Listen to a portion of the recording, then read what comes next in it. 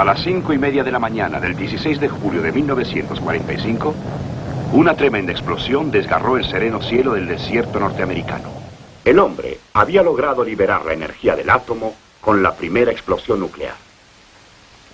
Un misterio insondable de la naturaleza se había descifrado, desencadenando una energía inconcebible y creando ominosos problemas que desconciertan a la humanidad.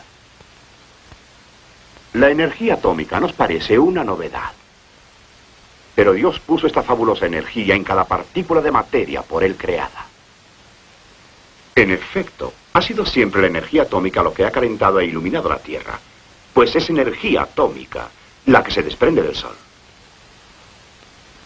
No es tan moderna la energía atómica, pero ahora que el hombre regula y libera esta energía nuclear, el mundo confronta problemas sin paralelo en otras épocas de la historia. Pero surge esta incógnita. ¿Qué es la energía atómica en realidad? Bueno, empecemos por el principio. La piedra angular de los conocimientos actuales sobre energía nuclear tal vez se pueda decir que fuera puesta en el año de 1905, cuando un desconocido empleado en una oficina suiza de patentes anotaba extrañas ecuaciones.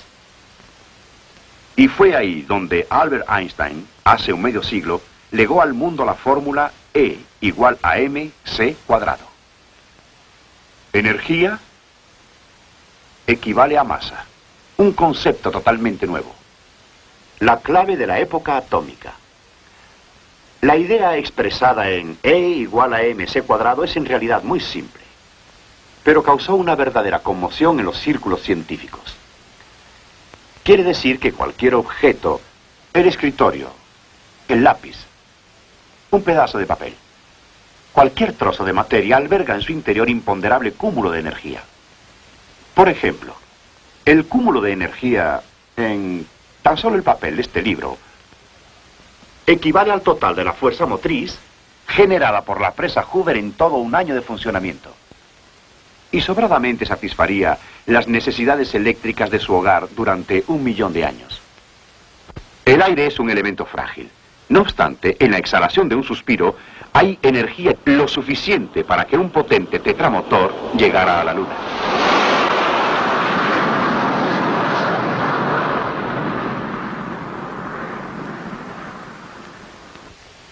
La energía almacenada en solo el cartón de este boleto haría funcionar una locomotora diésel eléctrica en 3 viajes alrededor del mundo.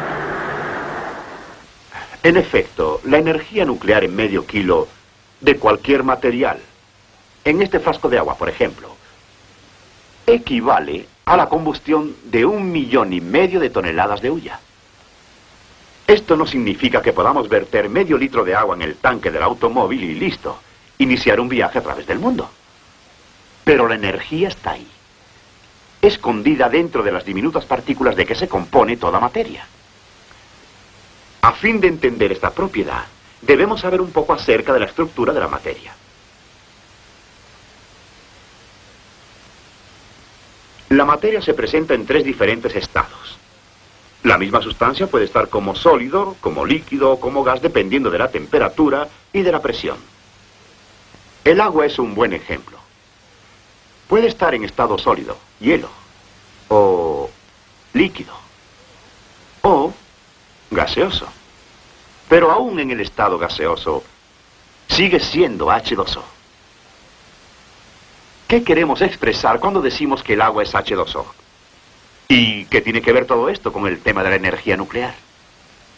Bueno, el comprender lo que esta simple fórmula significa es entender parcialmente las leyes básicas que rigen la estructura de la materia. Este aparato para electrólisis nos ayudará a comprender por qué los químicos llaman al agua H2O. Las buretas del aparato se llenan con agua vertiéndola por la parte superior del recipiente. En la parte inferior de las buretas se hace pasar una corriente eléctrica a través del agua entre 2 electrodos de platino. Observamos que se forman de inmediato burbujas de gas que se acumulan en la parte superior. En la escala graduada de las buretas se ve la proporción en que se liberan los gases. En una se observa que es 20, en la otra 10. El gas que se acumuló en mayor proporción arde con una llama azul casi imperceptible. Es el hidrógeno. El otro gas provoca en un fósforo la incandescencia explosiva y violenta. Se trata del oxígeno. Así, decimos que el agua está compuesta de dos gases, hidrógeno y oxígeno, combinados en una proporción de 2:1. Dos partículas llamadas átomos de hidrógeno se combinan con un átomo de oxígeno para formar una molécula de agua. H2O. Dos gases incoloros, invisibles e inodoros se combinan para hacer un líquido. Los átomos individuales de cualquier sustancia son demasiado pequeños para ser vistos. Si tuviéramos 1.000.000 de átomos en un montón, no podríamos ni ver el montón. Ustedes dirán, bueno, si no podemos ver a los átomos, ¿cómo sabemos que existen? Pues hay diferentes maneras de investigar su presencia. El movimiento browniano es una forma. Si conducimos el humo de un fósforo ordinario a una cámara de humo, la colocamos sobre la platina de un microscopio de gran aumento y hacemos la observación en campo oscuro, podemos ver algo verdaderamente notable. Fíjense en los puntos blancos. Son las partículas de humo. ¿Por qué se están moviendo? Porque son golpeadas por las partículas invisibles del aire. La presión del aire es simplemente la resultante del bombardeo de muchos billones de partículas sobre un objeto. Al nivel del mar, su presión combinada resulta ser igual a poco más de 1 kilo por centímetro cuadrado. La presión del aire en esta lata suma unas 8 toneladas, presión que se ejerce en toda su área. ¿Y por qué no se aplasta? Simplemente porque las moléculas del interior de la lata ejercen una presión igual pero opuesta. Desde luego, la velocidad que tiene cada una de las partículas de aire está determinada por su temperatura. Conforme sube la temperatura, su velocidad aumenta. Entonces, calentemos el aire en el interior de esta lata. Las moléculas acumuladas en su interior, en este caso mezcladas con moléculas de agua, se están acelerando, y en esta forma una parte es expulsada. El menor número de partículas en el interior moviéndose a una mayor velocidad equilibra la presión exterior. Pero ahora apaguemos la llama y coloquemos la tapa apretándola fuertemente, de manera que ninguna de las partículas que ha salido pueda volver a entrar. A medida que el aire en el interior se enfría, decrece la velocidad de las partículas y ya no pueden resistir el empuje del mayor número de partículas golpeteando en el exterior y la lata se aplasta.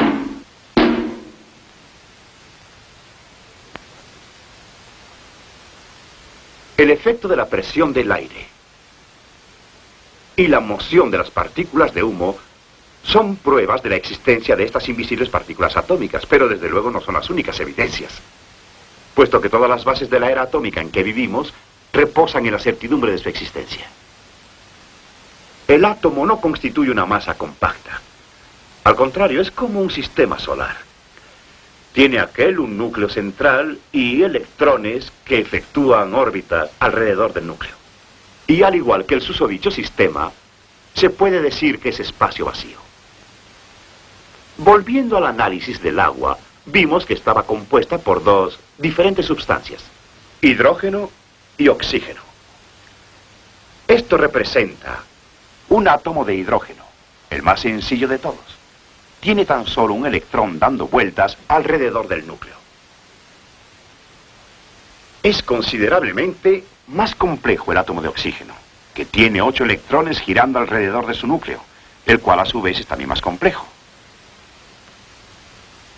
Todas las sustancias que conocemos en el universo, todos los millones de diferentes clases de seres vivientes y de materia inerte y sin vida, se componen solo de algo más de 1 centenar de estas partículas atómicas de diferentes configuraciones. El hidrógeno posee un solo electrón que gira continuamente alrededor del núcleo. Si tuviera 2, de ninguna manera sería ya hidrógeno sino helio. Con 3, no puede continuar como gas, se vuelve entonces un elemento sólido, el litio, un argentado metal blanco. Y así vemos que estas partículas atómicas que el Creador ha producido forman todas las sustancias de que se compone nuestro universo. Y por añadidura, constituyen la fuente de toda fuerza, potencia y energía en el universo. Todos estamos familiarizados con la energía química. Un fósforo al prenderse se quema porque la energía química que contiene se libera. Nuestra civilización se ha afincado por completo sobre la energía química. Pero aún en la energía química el átomo es la fuente primordial de potencia. Es solo que en la energía química son los electrones, o sea, la parte exterior del átomo, la involucrada. Para la atómica o energía nuclear, en cambio, es el núcleo mismo el que interviene. Hasta hace poco la energía química era la única que conocíamos. Pero el 16 de julio de 1945, en aquella mañana infausta, se inició una nueva era. El hombre había liberado la energía nuclear por vez primera. Tenía una fuente millones de veces más potente de lo que nunca pudo imaginar. Veamos si podemos ilustrar con un ejemplo la diferencia entre energía química y la nuclear. Un petardo es energía química tan solo.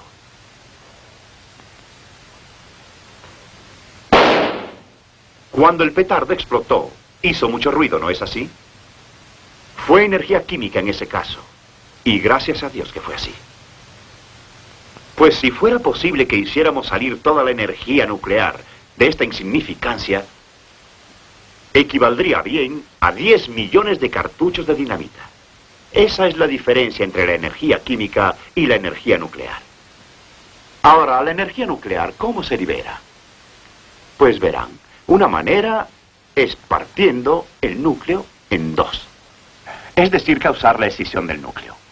Cuando esto se puede hacer, algo muy extraño y maravilloso nos sorprende. En primer lugar, las dos secciones pesadas juntas pesan menos así que cuando las dos formaban un todo. Una parte de la masa desapareció, produciéndose energía. ¿Memorizaron la fórmula E igual a mc cuadrado? ¿El equivalente entre la masa y la energía?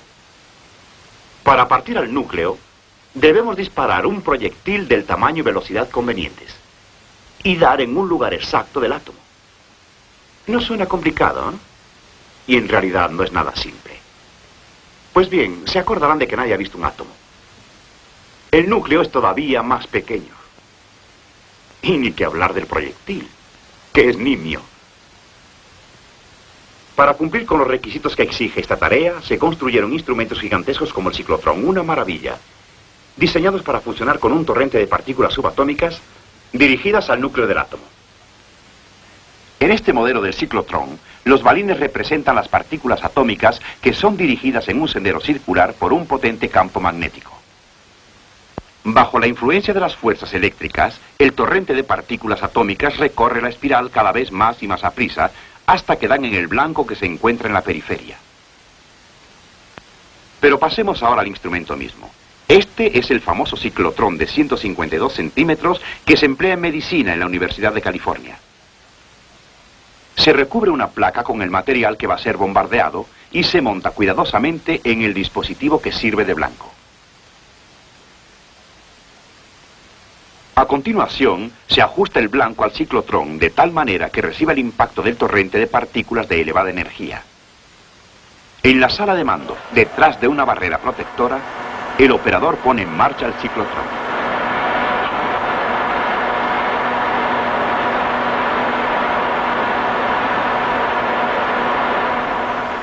Los blancos irradiados pueden conservarse temporalmente sin peligro dentro de recipientes de plomo que absorben la radiación y almacenarse hasta el momento de su utilización en los laboratorios de investigación médica. En el Laboratorio de Radiaciones de la Universidad de California se ha construido un ciclotrón de 467 centímetros para investigar más a fondo los misterios que encierra el átomo. Este colosal instrumento de 4.000 toneladas cubre una extensión de 17 metros y su altura es de 13 metros. Su poder acelerador de partículas es muchísimo mayor que el de su compañero de 152 centímetros. Nos encontramos ahora en el corazón mismo del ciclotrón de 467 centímetros, dentro del tanque, entre los polos del gigantesco imán de 4.000 toneladas. Cuando está funcionando, En esta área se hace un vacío que es atravesado por un torrente espiralado de partículas atómicas aceleradas a velocidades que se aproximan a la de la luz. En el ciclotrón y otros aceleradores tales como el sincrotrón, el bebatrón y aceleradores lineales, la energía atómica se libera, pero en muy pequeña cantidad. Es que son en esencia instrumentos de investigación destinados a proporcionarnos más datos sobre la estructura del átomo. La liberación de energía atómica en gran escala se hizo posible cuando se descubrió un método continuo de escisión por reacciones en cadena sobre un isótopo de uranio. La producción de la primera bomba atómica fue una frenética carrera contra el tiempo. La urgencia de la guerra exigió que se hiciera el trabajo de una generación en solo 5 años turbulentos. Tuvo un costo que alcanzó los $2.000 millones. En la cima de la actividad fueron 500.000 personas quienes, unidas en sus esfuerzos, lo lograron bajo una vigilancia estrecha. El éxito de este gigantesco intento fue dramáticamente demostrado aquella mañana en Alamogordo, cuando la primera explosión nuclear iluminó con un fuego tan abrasador como el que arde en el sol las colinas de Nuevo México. 3 semanas después de la primera explosión experimental, una bomba atómica explotó en el Japón sobre la ciudad de Hiroshima. Y a los 3 días otra, sobre Nagasaki. Estos son documentales filmados de la explosión que destruyó esa ciudad. 2 bombas redujeron a cenizas 2 ciudades, cegaron las vidas de 150.000 seres humanos y pusieron fin a una guerra. Pero todavía quedaban sin respuesta muchas incógnitas concernientes a la bomba atómica. Para aclararlas, se planearon inconmensurables pruebas de gran envergadura que se realizaron en las Islas Marshall. Una flota de 90 barcos que serviría de blanco llegó a la laguna de Bikini, encabezada por el venerable buque de guerra Nevada, pintado de un llamativo color rojo que serviría como centro del blanco. En la playa se erigieron torres de acero destinadas a albergar a los instrumentos científicos especialmente diseñados y a cámaras fotográficas de todos tipos y tamaños. Las películas quedaron resguardadas de la radiactividad mediante pesadas puertas de concreto reforzado y plomo. A la inmensa flota de aviones para sacar aerofotos se unió una flota de hidroaviones. Este fue el acontecimiento más fotografiado de la historia.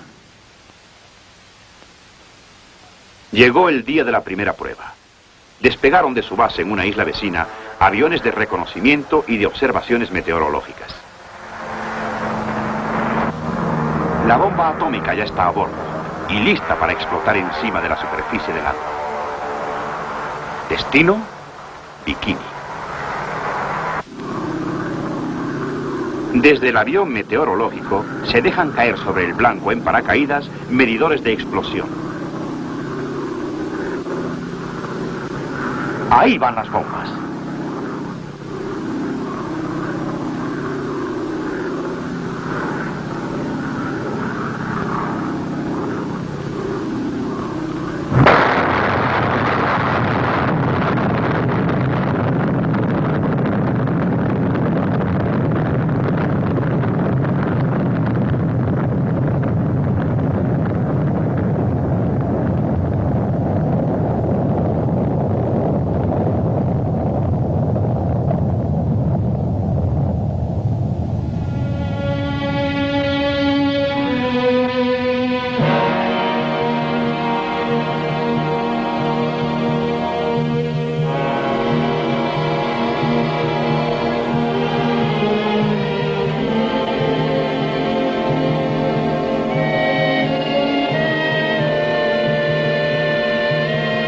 La segunda explosión atómica se proyectó que estallara bajo el agua.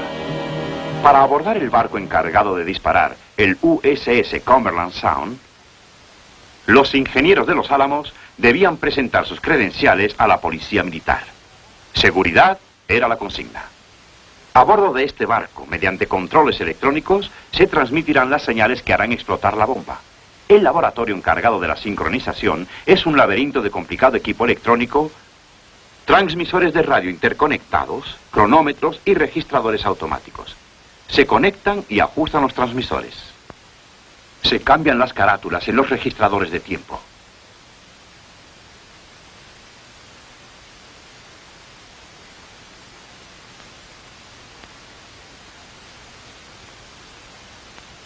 faltan 2 minutos. Se da a todos la señal de alerta. En el tablero de mando principal se encuentra el Dr. Marshall Holloway, el jefe del grupo. Conecta el conmutador para la señal de 30 segundos. Desde el tablero de disparo automático se transmiten por radio los últimos 15 segundos. 15. 10. 5, 4, 3, 2, 1...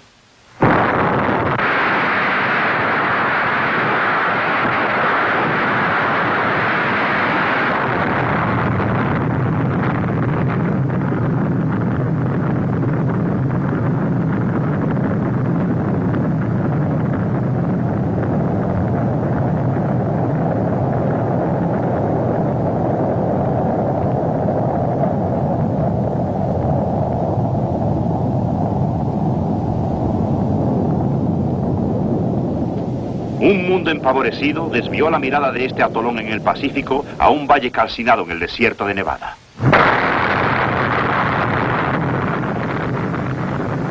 En este valle, con la explosión de docenas de bombas atómicas, se confirmó con profunda preocupación su poder destructivo y la ominosa amenaza que se cernía sobre la humanidad.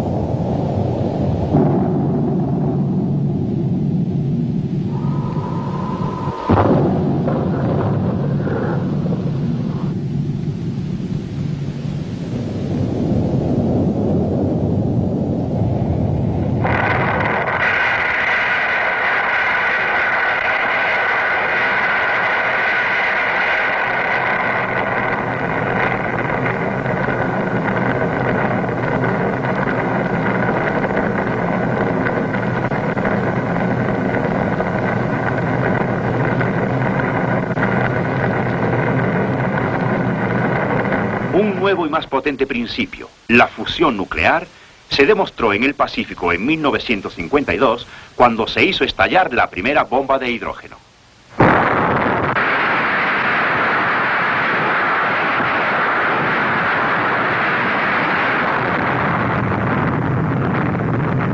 Esta bomba borró del mapa una isla en el Pacífico de casi 5 kilómetros de largo y más de 1,5 de ancho. Y podría hacer lo mismo con una ciudad.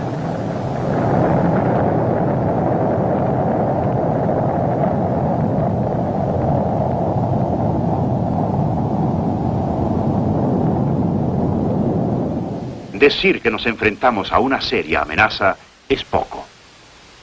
Por primera vez en la historia, el hombre tiene medios al alcance de su mano para acabar con la civilización y poder destruir en corto plazo toda la Tierra.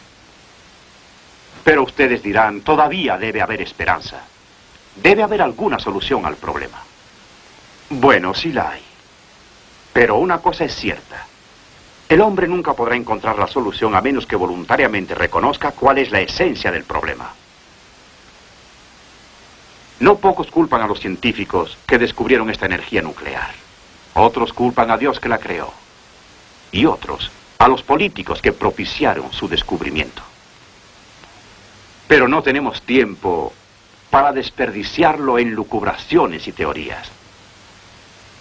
La bomba de hidrógeno no creó nuestro problema. Simplemente lo reveló. El problema en el mundo jamás se ha debido al hecho de que tengamos espadas o armas de fuego o tanques o aeroplanos o aún bombas atómicas. Retirad todas las armas del mundo y los hombres se matarán unos a otros a puñetazo vil. No es una perspectiva muy risueña, pero es realista. En el libro de Santiago, capítulo 4, versículo 1, leemos: ¿de dónde vienen las guerras y los pleitos entre vosotros? ¿No es de vuestras pasiones las cuales combaten en vuestros miembros? Pues el problema que mina al hombre es un mal de procedencia espiritual y moral denominado pecado. Este ha torcido su buen juicio y a su alma la ha degradado. Necesitamos encontrarle remedio y cambiar la naturaleza pecadora del hombre. En todas las épocas pasadas, cuando el hombre ha implorado a Dios con humilde fe y arrepentido, Dios ha acudido, transformando su vida. Dios, hoy igual que ayer, está dispuesto y deseoso de obrar milagros en favor nuestro. Y yo pienso que esta es nuestra única esperanza. Pero decir que hay solo una solución a nuestro problema es como decir que solo hay aire para respirar. Una sola solución nos bastará si esa es la correcta. Y no olvidemos que esta es la solución que da Dios. Ha sido comprobada por el hombre, igual que el rey o el mendigo, a través de todas las épocas. Y jamás ha fallado. Reflexionen un momento. La energía nuclear puede ser una gran bendición para la humanidad o un azote que la destruya por completo. La decisión no puede tomarse en un campo de batalla, más en el corazón de los hombres, individuos iguales a usted y a mí. Es decisión de vida o muerte. Pero está en nuestras manos escoger.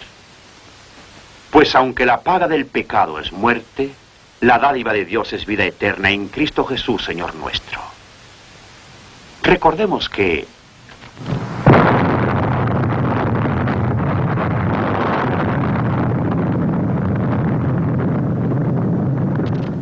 el Dios del átomo, el Dios del poder infinito, es el Dios de la salvación eterna para todo aquel que en Él cree.